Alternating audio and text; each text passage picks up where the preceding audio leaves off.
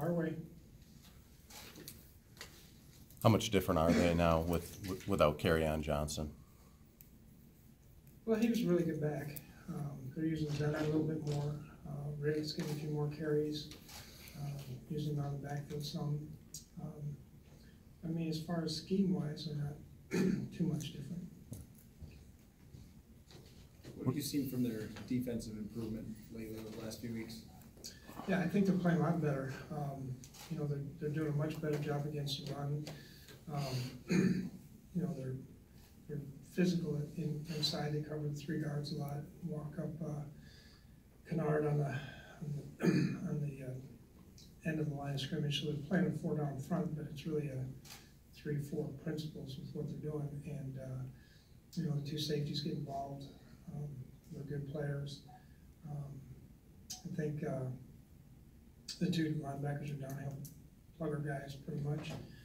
Have some physicality to them, but they're not giving them very many big runs. You know, they're giving up some short.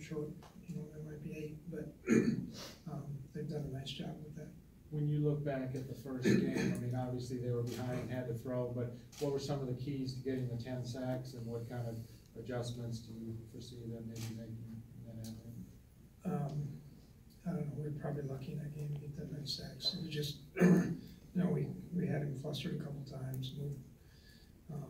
You know, one time he was scrambling out of there, and so I'm sure they're going to do a better job with you know, keeping guys in. Is there you've had a lot of success sacking Stafford since he came into the league and since you came here to Minnesota. Anything you put a finger on as to why you've been able to get to him so much? I mean, a 10-sack game, a 7-sack game, a 6-sack game. They're good players. How important is Anthony Barr's like pass rushing, kind of, you know, that part of his game? How important is that to the overall effect of the defense? Well, it's big. You know, he's played outstanding really last month or so. You know, maybe a little longer. Playing with great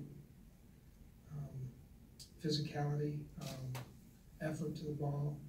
He's doing doing a lot better in his pass rushing. You know, I think there were some times the other day that, you know, he showed up quite a bit on it. Does that make it harder for teams when it's like you don't expect it all the time, like, to account for him?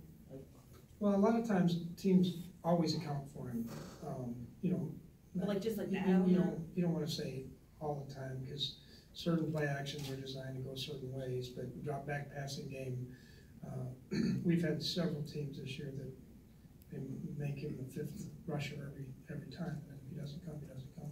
Mike, what do you suppose that is? Is it the last month that he's stepping up, or what do you think it is?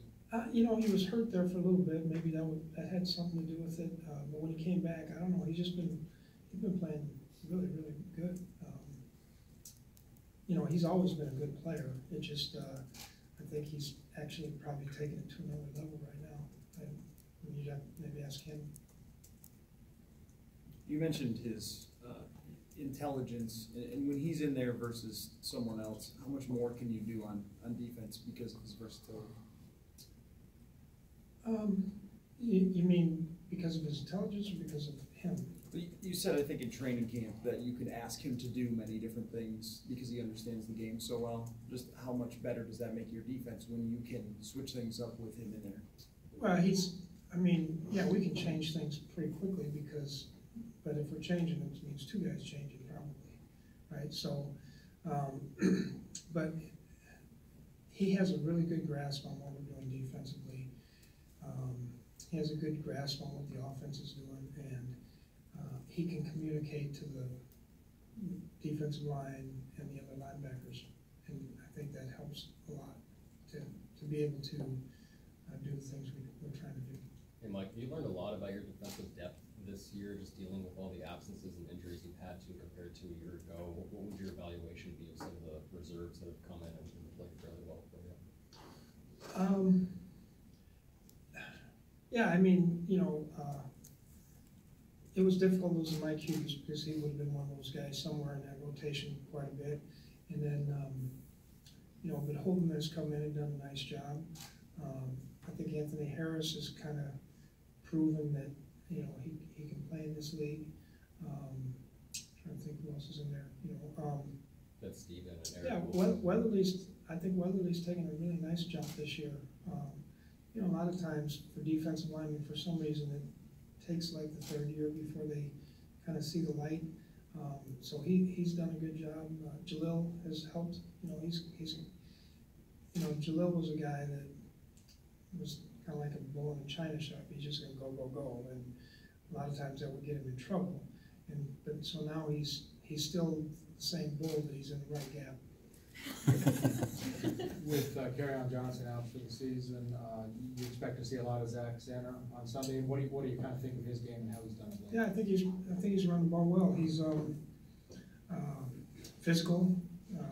I've seen him make some really good cuts. He does a nice job in pass protection, and you know, they're using him some in the receiving game as well. So yeah, I would assume we'll see more of him. We'll see more of Riddick, a little bit more blunt. Mike, with Anthony Harris, what is he showing you to give you that confidence that, you know, he can handle that role full time?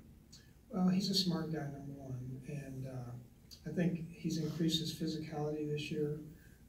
But I also feel like one of the things he does good, he anticipates, and he's got good vision. And you know, back there at that position is usually a good thing. At what point did he kind of start to get that confidence? Well, he had flashes of it, you know, all along. I remember back when played Arizona out there on a Thursday night, he had a couple of really nice plays, and typically when he goes in there, he anticipates some of the things that are going on. Now, he hasn't been perfect by any stretch, but he seems to find the ball. A lot of your defensive backs are really sure tacklers, whether it's Trey or Xavier or Anthony. How much of that is coaching and how much of that is instinct? It's pretty much the players. I mean, you know, you know, when you're coaching, it's about angles and getting in a proper position and things like that. But you know, when it comes down to it, if you can do all those things and still miss a tackle, but if you know where your help is, a lot of times that helps, you know, to minimize the space that you have to tackle a guy in. What do you think Stafford has kind of struggled maybe the past 6-8 weeks as compared to the start of the season? Is it just kind of playmakers not there as much as they were earlier? Yeah, you know, it's hard for me to know because I'm not there. You know, it's just what I see on tape. I know he's missing a couple guys. You know, Marvin Jones was a really good player. You know, Golden Tate was a good player. So, you know, they got a tight end on IR. You know, so.